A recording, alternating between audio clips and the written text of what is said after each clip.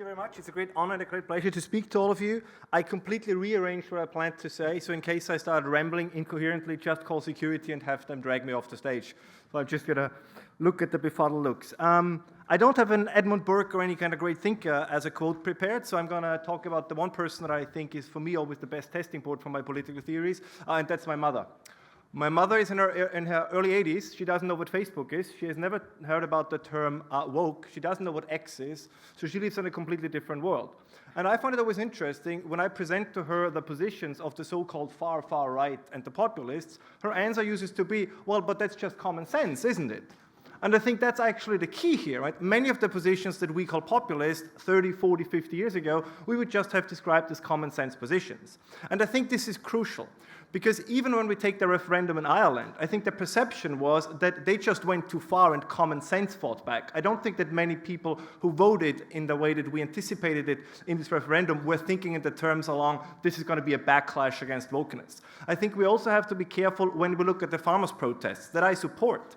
But if you talk to the farmers, they have very clear ideas, they have very clear grievances that they want to be addressed. They don't consider, or not all of them, consider themselves to be the backlash against the woke movement, right? They have very clear needs. They work with the real world. They actually don't have that much time to engage with the ideological fancies that both more on the left, but also I think increasingly on the right, starts to take us over. And I think, bless you, and I think very often, it is these butter and bread issues that we should focus on. I give you one example. What has caused the rise of the AfD in Germany? Right? There were many factors, but a key factor was the debate about, very boring topic, heat pumps.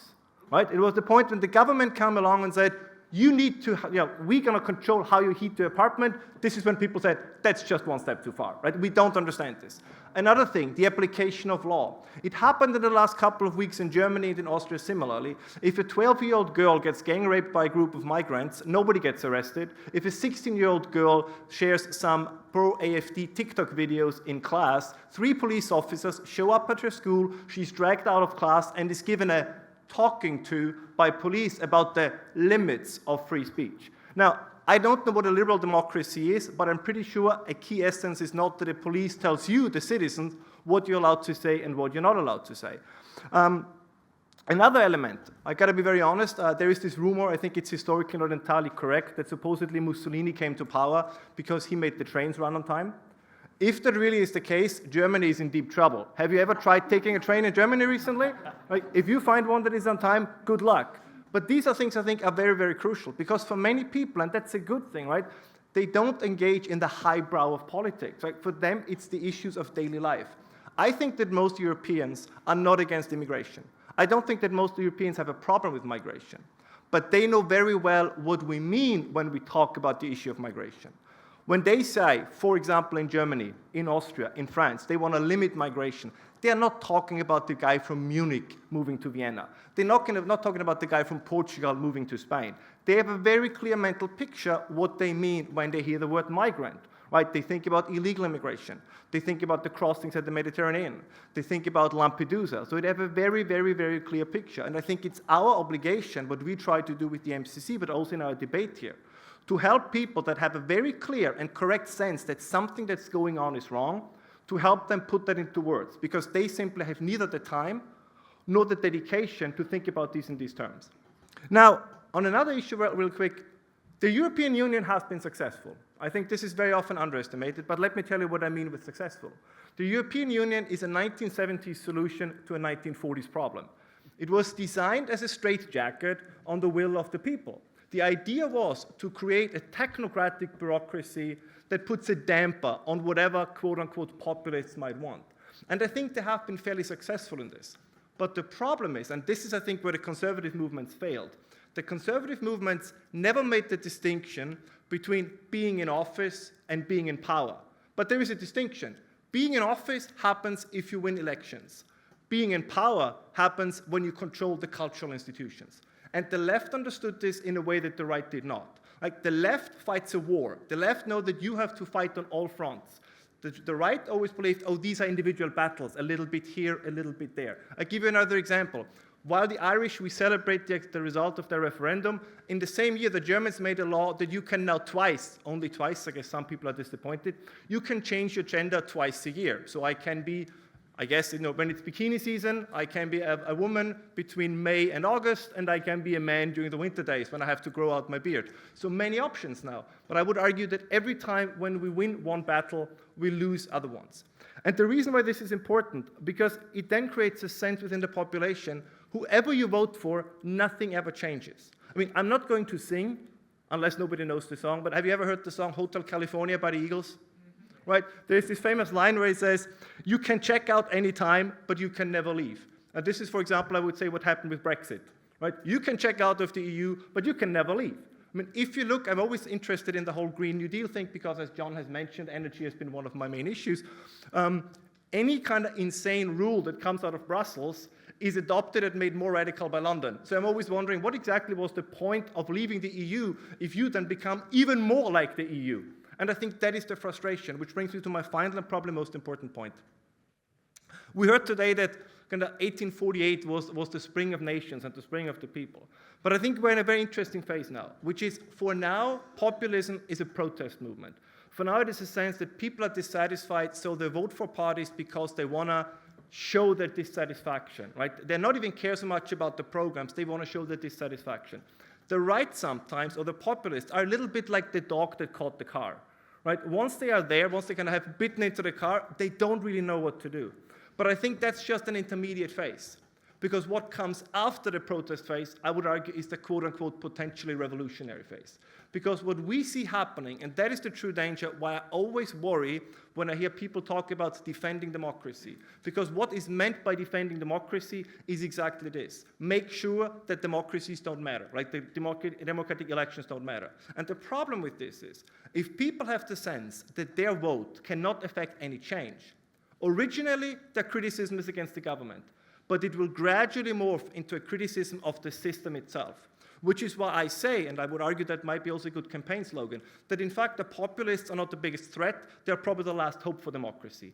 Not because they necessarily have the better ideas, but they reinforce a sense that within the political system, change is possible. And let's be absolutely clear, what is the point of democracy if not affecting change? I think we way too often make the argument that the point of democracy is because it's morally superior. And that might be the case, but I think that's a separate issue. The true strength of democracy is that actually the people have the possibility to voice their dissatisfaction and demand a course correction. But what is the reaction of you call them elites, I would call them unelected bureaucrats, what is their reaction? They try to make laws that make that kind of change impossible. Net zero, right? There's a significant shift against it. What do governments do? They say, let's enshrine it in law because then nothing can happen. The New York Times recently, I think 2 days ago, had a fantastic article. You all remember that Donald Trump was always railing against the deep state, and this is a great conspiracy of the deep state. Well, it turns out there is a deep state, as the New York Times admits, but it's fantastic, and we should all rally in it, because what it does is it protects democracy from the will of the voters. And I think this is the truly dangerous direction in which you're going. Because if people sense that democracy doesn't affect the change they want, they will turn to movements that can promise that kind of change. And I believe, as I said previously, that the current populists are, and I mean this in a positive way, but they are, quote-unquote, the clownish populists. They are the Trumps, they are the Farages, they're entertaining, they're funny, they're good, they're charismatic. But I think they are not yet dangerous populists, because they don't have turned against democracy itself. By the way, the same is true for the AfD in Germany. The AfD does not have an anti-democratic program. But at some point, this is going to happen. So I think this is what we see, exactly what you see in dying regimes, right? If you can no longer have the support of the people, you try to entrench yourself more and more and more, right? You try to cut the people out of the debate more and more and more, because you hope it's going to blow over. But it's not going to blow over, it's only going to get worse. But to come to my final point, which I think is the most crucial one, the struggle is and remains with the permanent bureaucracy. I think we would be very disappointed if we think just if there's a change in government, then it will affect the change in policies. Because as I said before, the entire European structure was designed in a way to make sure that changes in governments don't really cause a change in politics.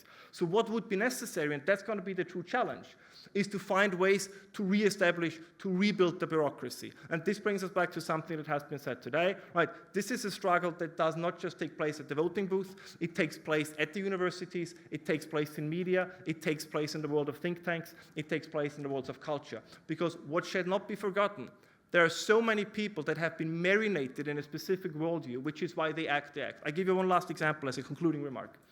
The Green Party, like usually in Germany, they're a little bit stronger. In Austria, they're around 10%. In Germany, sometimes 20%. In other areas, a little bit less. And one would say, well, why do they have such outsized influence, right? Why have they been so good in agenda setting for politics? And the answer is very simple. Look at every poll in public service and in the media.